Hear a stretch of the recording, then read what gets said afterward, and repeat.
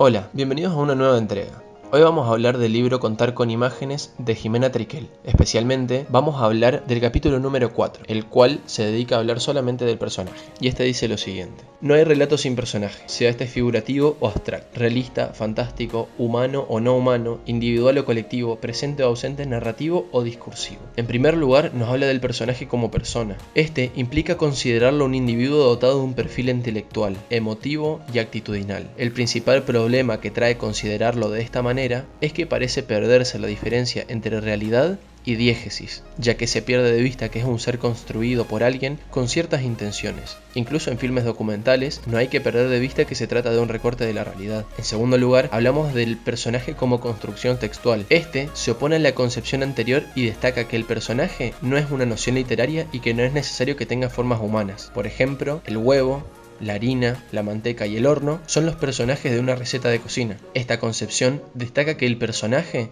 es una construcción del texto película y del lector espectador. Se desplaza la concepción asociada a la persona para asociarlo específicamente con la acción. Y algo que nos remarca es que un personaje es toda entidad que participa de la acción, y en él se destacan las siguientes características. Vamos con los rasgos. Son los elementos que configuran el carácter individual del personaje. Pueden ser físicos o pueden ser psicológicos. Después siguen los roles. Estos van a configurar el carácter social y son las posiciones que ocupa el individuo en la sociedad y la función que cumple en ella. El rol conlleva un conjunto de normas que obligan al individuo a comportarse de una manera determinada. Los roles organizan y jerarquizan a los personajes de un relato, como por ejemplo la relación jefe-empleado. Relacionan el relato con el contexto social de una época y permiten al espectador prever ciertos desarrollos posibles. En último lugar, está la caracterización.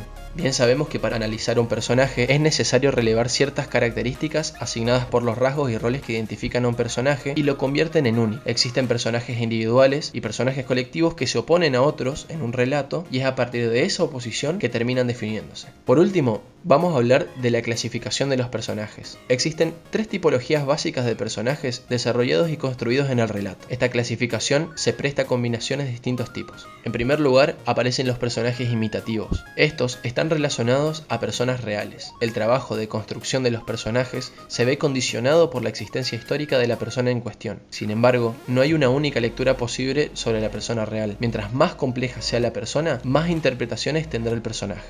En segundo lugar tenemos a los personajes ilustrativos. Estos son los llamados personajes tipo. Representan valores morales con un fin didáctico. Suelen estar fuertemente convencionalizados y estereotipados. Y son frecuentes en las comedias, en películas infantiles y en filmes moralizantes. Más abajo tenemos a los personajes independientes. Estos no guardan una relación directa con un referente extratextual, como es el primer caso, o tampoco cultural, como es en el segundo caso. Existen por su propio derecho y la mayoría de los personajes de ficción responde a esta categoría. Punto seguido, vamos a hablar del personaje cinematográfico. Aquí se crea un personaje para que sea visto, para retratar una acción y para ser interpretado por un actor. El personaje audiovisual reconoce un origen diferente al literario y es más parecido al teatral. En la literatura se usa la descripción para retratar al personaje. En el cine se accede a esto a partir de la representación visual que nos permite conocer ciertos atributos. Se separa del teatro al utilizar planos y ángulos que permiten centralizar la acción, seleccionando y jerarquizando lo que se quiere mostrar.